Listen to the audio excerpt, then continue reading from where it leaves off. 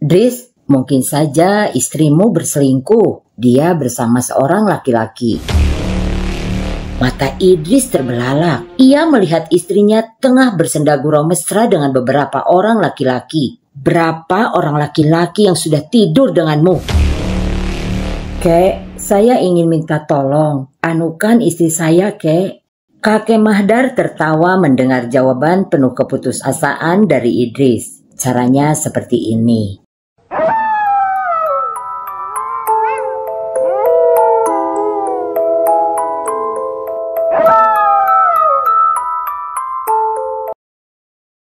Assalamualaikum sahabatku, berjumpa kembali dengan saya Hera di channel podcast Horror Reborn.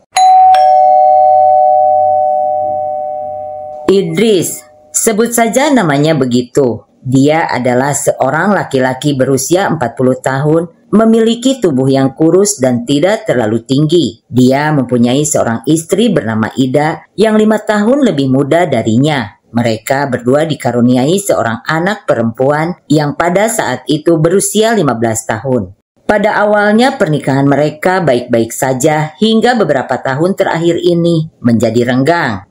"Mana mama, Bah?" tanya Laila, anak semata wayangnya Idris. "Abah juga tidak tahu, katanya tadi mau ke rumah nenekmu. Sepertinya mama mau tidur di sana," jawab Idris, masih asik dengan sebatang rokok yang terselip di sela-sela jarinya. "Kenapa ya, Bah? Sekarang mama jadi jarang di rumah. Kalian berdua tidak bertengkar kan?" tanya Laila sembari duduk di samping abahnya. Idris tersenyum menatap anak perempuan kesayangannya itu. "Tidak, kata siapa abah dan mama bertengkar? Ya sudah, abah mau pergi kerja dulu. Kamu diam di rumah ya, jangan keluyuran. Pintu dan jendela dikunci kalau kamu mau tidur," pesan abahnya. "Baik, Bah." "Oh iya, Bah, nanti saya minta uang ya, Bah, buat beli buku." Mendengar anaknya yang ingin membeli buku, Idris pun langsung merogoh sakunya yang terdapat beberapa lembar uang 1000-an. "Ini untuk beli buku. Kalau pulpennya masih ada," ujar Idris memberikan semua uang yang dia punya pada anaknya. Memang begitulah Idris, bila menyangkut sekolah anaknya, pasti semua dia usahakan, sekalipun ia harus kehabisan uang. Ia bahkan rela bekerja dengan perut lapar, asal perlengkapan sekolah putrinya terpenuhi. Namun sebab itu pula lah rumah tangganya kini menjadi renggang. Intinya Idris lebih mengutamakan kebutuhan anaknya dibandingkan isi dapur dan juga penampilan istrinya. Yang penting baginya di dapur selalu tersedia beras, gula, kopi, dan sayur. Keinginan istrinya membeli baju seharga 250.000 saja sampai saat ini belum ia penuhi. Sebab semua uang miliknya sudah ia habiskan untuk membeli sepeda putrinya. Karena memang jarak dari rumah ke sekolah sangat jauh bila ditempuh dengan berjalan kaki. Dan Idris berpikir bahwa bila putrinya kelelahan, maka ia tak akan bisa fokus belajar.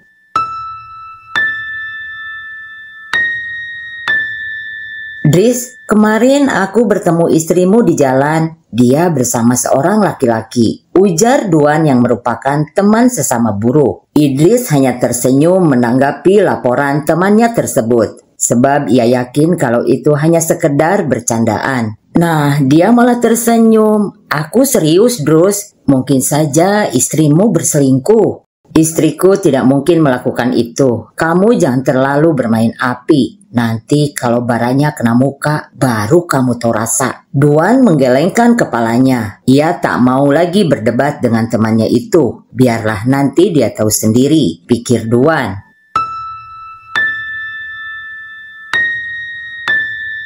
"Dari mana saja kamu? Kenapa 3 hari tidak pulang?" tanya Idris pada istrinya yang baru saja datang. "Saya sudah bekerja. Lumayan uangnya untuk saya membeli apa saja yang saya inginkan. Mengharap kamu gak bakalan dibelikan juga," jawab istrinya terdengar cuek. "Aku ingin sekali membelikanmu apa saja. Tapi kamu tahu sendiri kan, upah kerjaku tidak seberapa dan hanya cukup untuk makan serta biaya anak sekolah saja. Nah, itulah sebabnya saya bekerja." Idris menghela napas panjang. Perdebatan itu takkan ada habisnya bila diteruskan. "Saya pulang ini pun sebenarnya hanya ingin meminta cerai. Percuma rumah tangga ini dipertahankan kalau di antara kita sudah tidak ada kecocokan. Idris melotot mendengar ucapan istrinya itu. Aku tidak ingin cerai. Apa kau tak terpikirkan bagaimana perasaan anak? Bagaimana hancurnya dia kalau tahu kita bercerai? Kamu itu jangan menjadikan anak sebagai alasan tidak mau bercerai. Anak kita tidak akan kenapa-napa kalau kita bercerai. Dia sudah besar. Nanti dia juga akan tahu alasannya. Idris tak mampu berkata-kata. Seketika semuanya nampak suram di penglihatannya.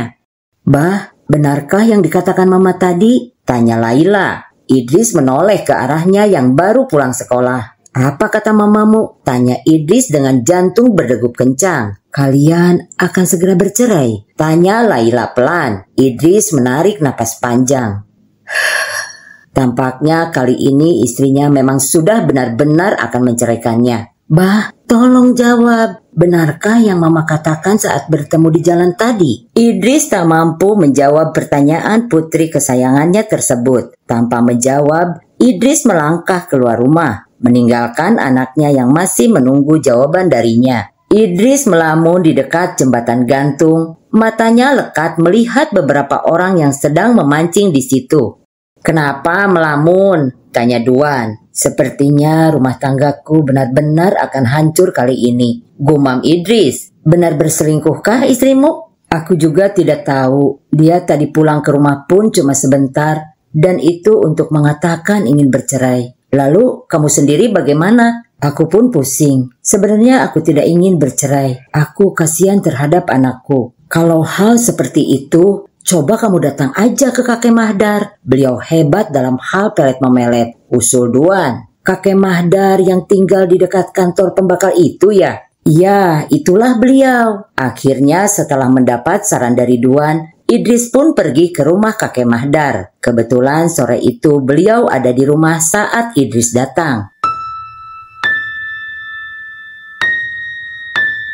Kek, saya ingin minta tolong. Anukan istri saya, Kek. Bisakah? Diapakan seperti apa? Buat dia tidak jadi meminta cerai, Kek. Saya tidak ingin rumah tangga saya hancur, ucap Idris penuh harap. Aku ini tidak punya apa-apa, Dris. Tapi ada satu cara, ini sangat ampuh. Tapi efeknya bisa membuat istrimu menjadi bodoh. Kau mau? Apa saja, Kek? Asal istri saya tidak minta cerai lagi. Asal rumah tangga saya menjadi tentram, damai seperti dulu lagi. Kakek Mahdar tertawa mendengar jawaban penuh keputusasaan dari Idris. Caranya seperti ini. Kelaminmu itu direndam dalam air gelas dan bacakan doa ini. Setelah itu, tinggal kamu kasih minum ke istrimu. Ujar kakek Mahdar seraya menyerahkan selembar kertas pada Idris. Apa saja syarat-syarat meminta ini, Kek? Dris, aku memberi bacaannya saja. Aku tidak meminta, tapi kau tahu sendiri kan, bila yang seperti ini tidak bisa tanpa syarat, nanti tidak ampuh.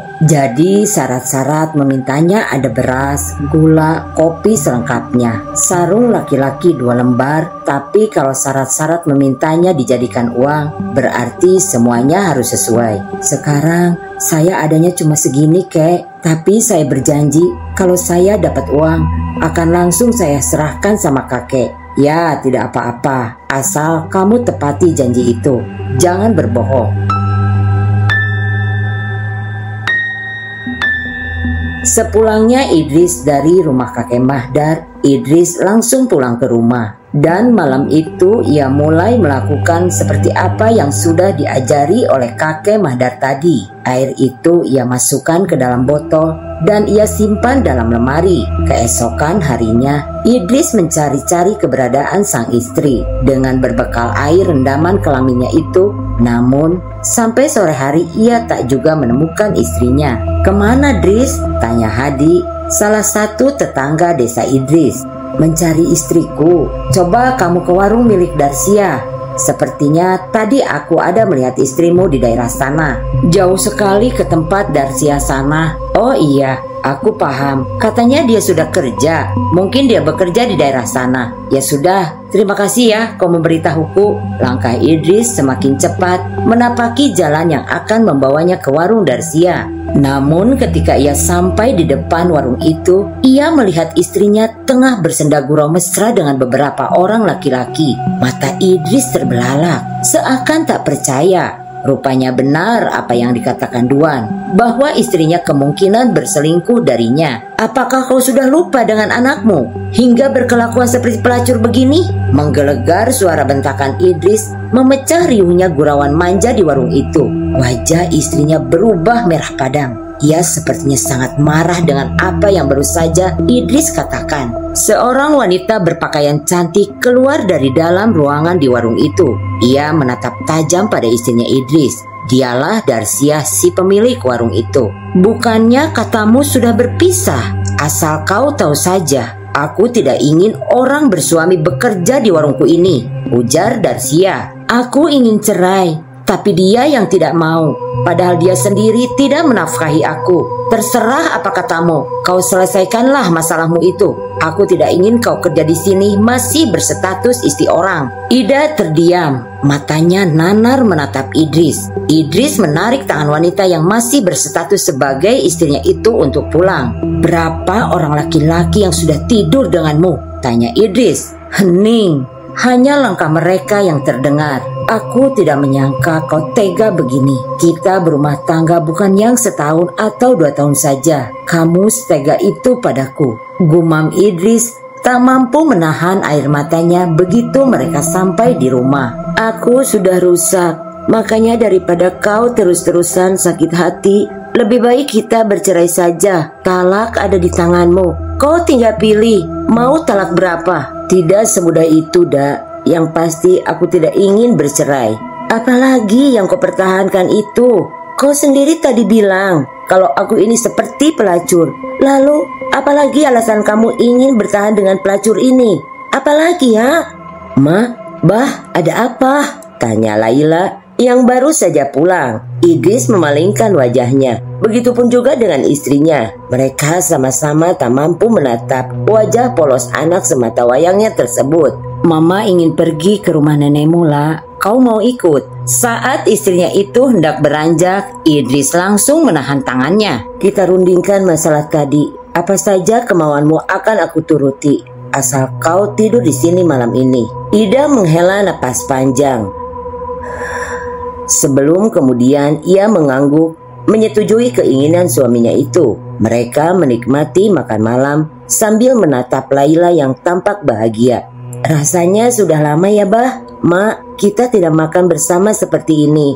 Idris mengangguk diiringi senyum kecil di bibirnya. Sementara Ida acuh tak acuh mendengarkan perkataan Laila. Selesai makan, Ida dan Laila tidur bersama. Sementara Idris tidur sendirian. Sebelum tidur, Idris memandangi air dalam botolnya yang sudah berkurang. Ia sangat berharap esok hari ketika ia bangun, Ida sudah berubah baik padanya. Keesokan harinya sikap Ida masih tetap sama, tapi satu hal yang sepertinya ia lupa, yaitu tentang perundingan untuk mereka bercerai. Seharian Ida berada di rumah, meski sikapnya masih dingin pada Idris. Namun ketika ia mulai akan marah, mendadak ia seperti linglung, lalu akhirnya diam. Di hari ke-7 barulah perubahan pada Ida terlihat sangat jelas. Kini ia menjadi sangat penurut pada Idris. Apapun yang dikatakan Idris, ia akan langsung menuruti. Seperti misalnya ketika Idris menyuruh untuk tetap di rumah saja ketika Idris bekerja, biasanya Ida langsung menjadi sangat marah. Tapi sekarang ia hanya mengangguk dan terus tersenyum layaknya seekor anak kucing yang penurut. "Bagaimana kabar istrimu, Dris? Sudah aman kan?" tanya Duan. "Aman sekali, bro." "Ah, syukurlah kalau begitu. Aku ikut senang mendengarnya." Setelah istrinya menjadi penurut, nampaknya Idrislah yang kini selalu merasa kurang. Ia ingin istrinya menjauhi keluarganya yang Idris rasa akan membawa pengaruh buruk terhadap Ida. Ida selalu dikekang bila ingin keluar rumah, hingga akhirnya Ida benar-benar tertutup dari dunia luar, bahkan dari keluarga dan para tetangganya. Dan hal itulah yang menimbulkan kecurigaan pada pihak keluarga Ida.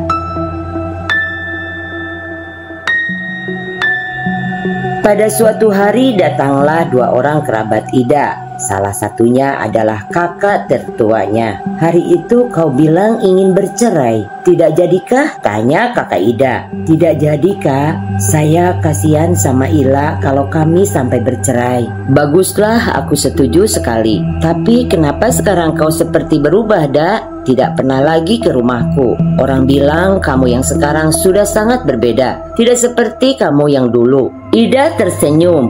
Wajahnya kemudian menunduk. Jangan-jangan kamu sudah dikasih makan yang tidak baik sama Idris. Tidak kak, memang dasarnya saya yang tidak ingin jalan-jalan, jawab Ida. Nah, kenapa malah menuduh saya memberi makan yang tidak baik? Padahal kalian sendiri tahu kalau saya bekerja menjadi buruh, pekerjaan halal untuk menafkahi anak istri saya, ujar Idris yang pada saat itu sudah lumayan lama mendengarkan di balik pintu. Kakaknya Ida langsung menoleh ke arah Idris yang langsung duduk di dekatnya. Maaf Idris, maksudku bukan seperti itu. Aku bilang tadi, si Ida ini seperti orang yang berbeda, tidak suka kelayapan lagi. Barangkali kau beri dia makanan atau minuman dari tuan guru untuk melembutkan hatinya. Kalau memang benar begitu, bagus, aku setuju sekali. Idris tersenyum kecut. Nyata-nyata yang ia dengar tadi kata-katanya tak seperti itu. Tidak berapa lama kemudian mereka bersua berpamitan pulang pada Ida dan Idris. Mereka sepertinya tak betah berlama-lama di sana. Mulai sekarang, aku tak mau lagi melihatmu bertemu mereka. Kalau mereka kemari lagi, usir saja. Mengerti? Ida menunduk.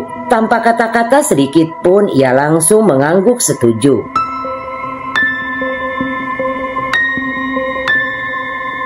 Kenapa wajahmu cemberut saja, Idris? Tanya kakek Mahdar. Begitu melihat Idris yang baru saja masuk ke dalam rumahnya itu. Ipar-ipar saya itu, kek, sudah mulai menaruh curiga terhadap saya. Bahkan sampai bilang di hadapan istri saya bahwa saya memberi yang tidak baik. Kamu tenang saja, istrimu itu tidak akan percaya juga. Iya, tapi takutnya malah mereka obatin secara diam-diam. Dia akan tetap menolak. Mau secara diam-diam atau berhadapan langsung mereka mengobatinya, dia akan tahu. Lihat saja nanti. Idris mengangguk. Ia merasa sedikit lega setelah mendengar penjelasan kakek Mahdar yang mengatakan kalau dia yang sudah terkena pelet itu akan tahu bila akan disembuhkan. Dan dia tidak akan mau meminum atau memakan makanan yang sudah dicampur dengan air doa peruntus pelet tersebut. Setelah sekian lama istrinya menjadi penurut padanya, Idris mulai merasa selalu tidak puas dengan perlakuan baik istrinya itu. Dia ingin lebih dan lebih baik lagi. Dalam waktu bersamaan ia juga mulai merasa bosan pada istrinya yang mirip seperti boneka yang diberi nyawa itu.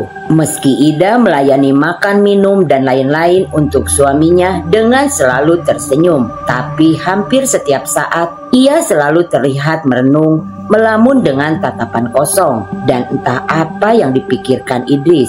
Ia kemudian mulai melakukan KDRT pada istrinya. Tentu saja, kekerasan yang dia lakukan pada istrinya itu membuat Laila anaknya merasa ketakutan dan mulai membenci Idris. Pernah suatu waktu Idris menghajar Ida di depan Laila, yang membuat Laila langsung berteriak dan memeluk ibunya. Idris seperti tak bisa lagi mengendalikan emosinya. Dimanapun, kapanpun bila suasana hatinya sedang buruk, maka Idalah yang akan menjadi sasaran kemarahannya. Hingga akhirnya Laila memberikan sebuah ide pada ibunya untuk bercerai saja, karena ia sudah tidak sanggup melihat sang ibu yang terus saja menjadi samsak tinju ayahnya. Saya tidak ingin lagi melihat mama dipukul abah. Saya mohon agar kalian berpisah saja. Ayahmu itu hanya emosi sesaat saja. Dan lagi pula memang benar kata ayahmu, mama yang salah. Laila menggeleng, air mata menetes dari sudut matanya. Tidak, Ma, mama tidak salah apa-apa. Abah saja yang memang sudah berubah. Saya pun merasa kalau dia seperti bukan abah saya lagi. Ida menampar pipi anaknya dengan sangat keras. Jangan pernah kamu mengatakan hal buruk tentang ayahmu lagi. Kamu itu masih anak-anak lah. Kamu tidak tahu apa-apa. Dan bukannya sudah mama katakan kalau yang salah itu mama, bukan abahmu. Kenapa kamu cerewet sekali? Laila tak bisa berkata-kata lagi. Sakitnya bekas tamparan itu tak sebanding dengan sakit hatinya yang selalu melihat kekerasan di dalam rumah tangga orang tuanya. Ia tak tahu lagi harus berbuat apa, bahkan meminta tolong pada Angah dan Acilnya pun sudah ia lakukan. Namun mereka semua angkat tangan. Akhirnya lambat laun Laila yang semula merupakan anak baik-baik dan polos, kini berubah menjadi nakal dan liar. Ia mulai berani mencoba hal-hal yang dulu dilarang oleh ayahnya. Bahkan pernah di suatu malam ia tidak pulang ke rumah dan tidur di sebuah rumah kosong bersama beberapa temannya. Tapi sialnya mereka digerebek oleh warga. Sampai orang tua mereka pun dipanggil. Saat Idris melihat anaknya, seketika terlihat raut penyesalan di wajah Idris. Apalagi saat ia melihat minuman oplosan yang dikonsumsi anak-anak itu, hatinya sebagai seorang ayah langsung hancur. Idris merasa gagal mendidik anaknya. Ia tak bisa berkata-kata lagi, hanya tetesan air mata dan pegangan erat pada tangan putrinya yang menjelaskan betapa menyesal dan hancur hatinya Idris saat itu. "Kenapa lah? Kenapa kamu jadi seperti ini, nak?" Isak tangis Idris pecah. Bibirnya gemetar menahan emosi yang bercampur aduk. "Saya benci Abah. Saya benci dengan kelakuan Abah yang selalu memukuli Mama. Asal Abah tahu saja, daripada Abah memukuli Mama seperti itu, lebih baik kalian cerai saja. Saya sudah pernah menyuruh Mama minta pisah. Tapi bodohnya Mama tidak mau. Dia terus saja membela Abah. Andaikan saya tidak mengingat kalau bunuh diri itu dosa, mungkin lebih baik saya mati saja. Maafkan Abah, nak. Abah benar-benar minta maaf sama kamu. Abah berjanji tidak akan pernah lagi memukul mamamu. Dan kalau memang kamu menginginkan Abah Mama cerai, maka setelah ini Abah akan mentalak mamamu. Tapi ada satu hal yang ingin Abah pinta darimu. Tolong kembalikan Lailanya Abah dulu. Laila yang lucu, baik dan polos." Mendengar permintaan ayahnya itu membuat Laila langsung menangis sesenggukan. Seketika ia merasa sangat bersalah pada ayahnya. "Iya nak, tolong penuhi keinginan Abah itu," ucap Idris lalu meraih tubuh anaknya. Ia usap kepala anak kesayangannya itu dengan penuh kasih sayang. Idris melepaskan pelukannya. Ia mengusap air mata sang putri. Lalu sambil tersenyum, ia menyuruh Laila pulang lebih dulu. "Abah mau kemana? Ada sesuatu yang harus Abah urus. Kamu pulang saja duluan. Dan jangan sampai mampir kemana-mana lagi." Laila mengangguk. Matanya nanar menatap punggung sang ayah yang perlahan-lahan hilang di kegelapan malam. Rupanya Idris pergi ke rumah kakek Mahdar. Ia berniat untuk meminta bantuan sekali lagi untuk mencabut pengaruh pelet dari istrinya. Namun apa yang dikatakan kakek Mahdar sangat membuatnya terkejut. Karena rupanya pelet Banyu Butuh yang berasal dari kemaluannya sendiri itu tidak ada penawarnya. Ada satu saja caranya, tapi yang ini kalau kebanyakan memberi bisa membuat istrimu tewas. Karena pelet yang berasal dari badan kita sendiri itu tidak ada obatnya. Efeknya juga membuat bodoh. Tidak seperti pelet yang berasal dari minyak atau kata mantra dan doa. "Jadi bagaimana mengobatinya, kek?" tanya Idris tak sabar. "Kumandra." "Aduh, kira-kira di mana saya bisa mendapatkannya, kek?" tanya Idris. "Gampang itu, nanti aku bisa carikan. Tapi apa kamu yakin dengan keputusanmu ini?" "Iya, kek, demi anak saya. Saya juga merasa kalau sekarang saya sudah banyak berubah. Jadi suka memukul. Mungkin saja karena saya masih sering teringat akan kesalahan-kesalahan istri saya sebelumnya." "Baiklah kalau begitu, nanti aku carikan. Kemarilah lagi nanti di hari Rabu depan." Idris mengangguk, lalu ia berpamitan untuk pulang. Singkat cerita, hari Rabu pun tiba. Idris sengaja tak pergi bekerja hari itu hanya untuk mengambil kumandrah yang dijanjikan oleh kakek Mahdar. Dan benar saja, rupanya kumandrah tersebut sudah berhasil didapat oleh kakek Mahdar. "Ini, kek, ucapan terima kasih saya pada kakek. Saya ucapkan terima kasih banyak, kek." Sesampainya di rumah, Idris meracik kumandrah sesuai dengan anjuran kakek Mahdar untuk dicampurkan pada kuah makanan istrinya. Tidak butuh waktu lama setelah Ida memakan kuah yang bercampur kumandrah itu, ia pun langsung mulas dan sakit perut. Seharian hingga larut malam, Ida masih mencret. Ia bahkan tak bisa menahan sakit perutnya, sampai-sampai hampir satu rumah dipenuhi bekas kotoran yang berupa cairan berbau sangat busuk itu. Ida menjadi lemas dan pucat akibat mencretnya tersebut. Ketika Ida sudah berangsur-angsur sehat, sifatnya yang dulu pun perlahan-lahan mulai muncul. Dan setelah 1 minggu, Ida benar-benar kembali pada sifatnya yang dulu. Ia mulai menekan untuk perceraian pada Idris. Dan tak seperti sebelumnya, Idris langsung mengiyakan dan jatuhlah talaknya pada Ida. Namun 1 bulan setelah hari itu, Idris dikejutkan dengan kabar bahwa Laila putrinya yang ternyata hamil. Terkejut, marah, sedih. Itulah perasaan emosi yang saat itu Idris rasakan. Andai saja rasa sayangnya pada Laila tak terlalu besar, mungkin Laila sudah ia bunuh. Namun kemudian Idris berpikir, Laila seperti itu karena kesalahannya. Dan saat Idris berkunjung ke rumah neneknya Laila, tempat di mana Laila dan ibunya sekarang tinggal, Idris tak kuasa membendung air matanya ketika melihat Laila yang menunduk tak berani menatap ayahnya. Idris mendekap anaknya. Air matanya jatuh bersamaan dengan tangis Laila yang pecah. Tidak apa-apa nak, tidak apa-apa. Ada Abah di sini bersamamu. Jangan menangis. Kita akan sama-sama merawat anakmu. Cucu Abah, tidak apa-apa nak. Abah tidak marah, ucap Idris yang semakin membuat Laila menangis. Sementara Ida tak mengatakan sepatah kata pun. Matanya ikut berkaca-kaca mendengar ucapan Idris. Kita pulang ya, ajak Idris pada Laila. Laila menatap ibunya yang seolah ingin mengatakan sesuatu. Dak, biarkan aku saja yang mengurus Laila dan cucu kita ini. Kau jalani saja kehidupan barumu. Dan andai kamu rindu pada Laila, kamu tahu kan di mana rumah kami.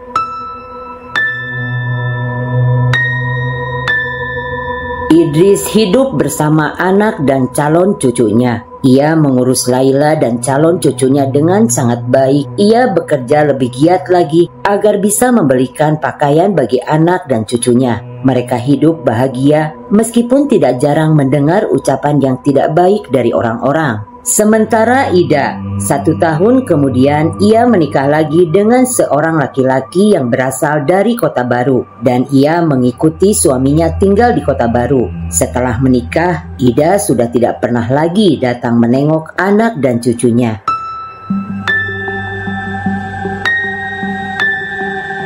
Sekian dan terima kasih sudah menonton sampai selesai. Assalamualaikum. Sapunya repega simpai, paturai patepang deui.